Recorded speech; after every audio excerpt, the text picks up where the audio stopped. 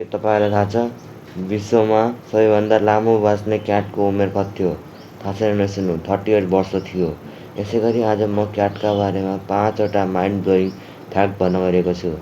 Number 1, क्याटहरू आफ्नो जिन्दगीमा 70% जति सुत्नमा बिताउँछन्। Number 2, the richest CAT in the world उसँग छ 7 मिलियन पाउन्ड। नम्बर 3, क्याटहरू जिराफ र क्यामल जस्तै हिँड्छन्। नम्बर 4, आइज्याक न्युटनले नै क्याटको डोरी इन्भेन्ट गरेका थिए। नम्बर 5, इन 1963 एउटा क्याट स्पेसमा गएको थियो।